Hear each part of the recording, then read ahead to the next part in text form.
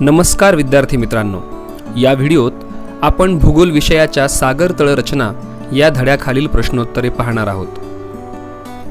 या स्वाध्यायातील पहिला प्रश्न आहे योग्य पर्याय निवडा। यातील अ, जमिनीवरील भूरूपांप्रमाणेच सागरातही जलमग्न भूरूपे आढळतात, कारण यासाठी योग्य पर्याय आहे पर्याय पहिला, पाण्याखाली जमीन आहे। दुसरा प्रश्न पहा, मानव सागर तळ रचनेचा कोणता भाग प्रामुख्याने वापरतो? याचं उत्तर आहे पर्याय पहिला, भूखंड मंच। तिसरा प्रश्न आहे, खालीलपैकी कोणता पर्याय सागरी निक्षेपाशी निगडित आहे? याचं उत्तर आहे पर्याय तिसरा, ज्वालामुखीय राख, लाव्हारस, मातीचे सूक्ष्मकण। स्वाध्यायातील दुसरा प्रश्न आहे, खालील आराखड्यात दाखवलेल्या भू आकारांना योग्य नावे द्या। या आकृतीत पहिल्या क्रमांकाचा भाग आहे जलमग्न पर्वत, दुसरा भाग आहे सागरी बेट, तिसरा भाग आहे सागरी मैदान, चौथा प्रकार आहे गर्ता, पाचवा प्रकार आहे खंडांत उतार आणि सहावा भाग आहे भूखंड मंच। प्रश्न दुसरा, वरील आराखड्यातील कोणती भूरूपे सागरातील अतिखोलीच्या संशोधनास उपयुक्त आहेत? उत्तर, गर्ता आणि सागरी डोह ही भूरूपे अतिखोलीच्या संशोधनास उपयुक्त आहेत। प्रश्न तिसरा आहे, कोणती भूरूपे सागरी सीमांचे संरक्षण व नौदलाच्या तळ उभारणीस योग्य आहेत? उत्तर आहे सागरी बेटे आणि भूखंड मंच ही भूरूपे सागरी सीमांचे संरक्षण व नौदलाच्या तळ उभारणीस योग्य आहेत। स्वाध्यायातील तिसरा प्रश्न आहे, भौगोलिक कारणे द्या। त्यातील पहिलं विधान, सागर तळ रचनेचा अभ्यास मानवास उपयुक्त आहे, कारण पृथ्वीच्या भूकवचापैकी 71% जमीन ही समुद्राखाली आहे। सागर तळातील अवसाद आणि निक्षेपांच्या अभ्यासामुळे महासागरातील जीवसृष्टीविषयी आणि खनिजांविषयी माहिती मिळते। महासागरात अनेक भूकंपांची केंद्रे आहेत। सागर तळ रचनेचा अभ्यास केल्याने त्यांची माहिती आपल्याला मिळते। या अभ्यासामुळे त्सुनामीचा अंदाज लावणेही शक्य होते। दुसरं विधान आहे, भूखंड मंच हे मासेमारीसाठी नंदनवन आहे, कारण भूखंड मंच हा भाग उथळ असल्याने सूर्यकिरण तळापर्यंत पोहोचतात। तेथे शेवाळ, प्लवंक यांची निर्मिती होते।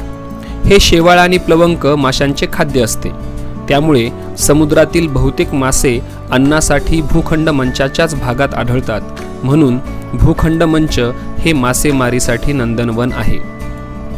तिसरं विधान आहे, काही सागरी बेटे ही सागरी पर्वतरांगांची शिखरे असतात, कारण मध्य सागरी पर्वतरांगा या ज्वालामुखीच्या उद्रेकादरम्यान बाहेर आलेल्या लाव्हारसाच्या संचयनातूनच निर्माण झालेल्या आहेत। काही ठिकाणी हा लाव्हारस सागरी पृष्ठाच्या वर येऊन थंड होतो, म्हणजेच जलमग्न असलेल्या पर्वतांची शिखरे ही सागरी पृष्ठाच्या वर आल्याने आपण त्यांना सागरी बेटे म्हणतो। चौथं विधान आहे, खंडांत उतार ही भूखंडाची सीमारेषा मानली जाते, कारण भूखंड मंच या सागरतळाच्या उथळ भागानंतर तीव्र उताराचा खंडांत उतार सुरू होतो। याचा विस्तार खूप कमी असतो। यानंतर येणाऱ्या सागरी मैदान आणि भूखंड मंच यांच्या खोलीत बराच फरक आढळतो।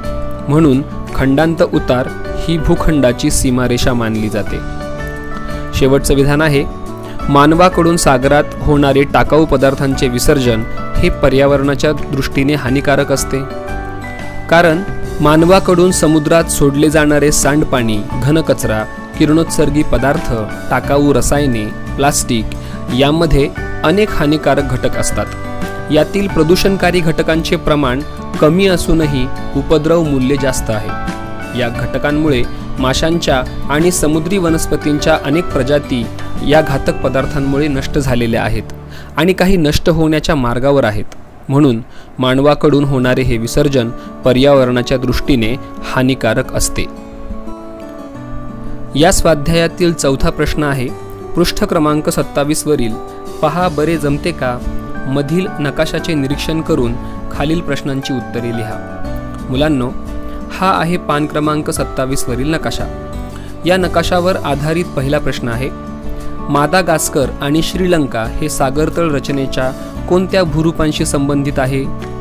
उत्तर, मादागास्कर आणि श्रीलंका हे सागरतळ रचनेच्या सागरी बेटे या भूरूपाशी संबंधित आहेत।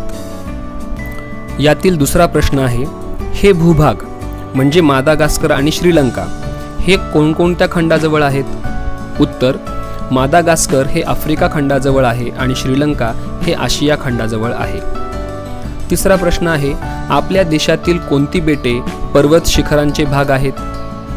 आपल्या देशातील लक्षद्वीप आणि अंदमान व निकोबार ही बेटे जलमग्न पर्वत शिखरांचे भाग आहेत। आता या स्वाध्यायातील शेवटचा भाग आहे उपक्रमाचा। यामध्ये तुम्हाला सागरतळ रचनेची प्रतिकृती तयार करायची आहे। तर विद्यार्थी मित्रांनो, अशा प्रकारे आपण सागरतळ रचना या पाठाखालील सर्व प्रश्नोत्तरे पूर्ण केलेली आहेत। या व्हिडिओला लाईक करा, शेअर करा आणि चॅनलला सबस्क्राईब करा। तर आता भेटूया पुढील पाठाचा स्वाध्याय सोडविण्यासाठी। धन्यवाद।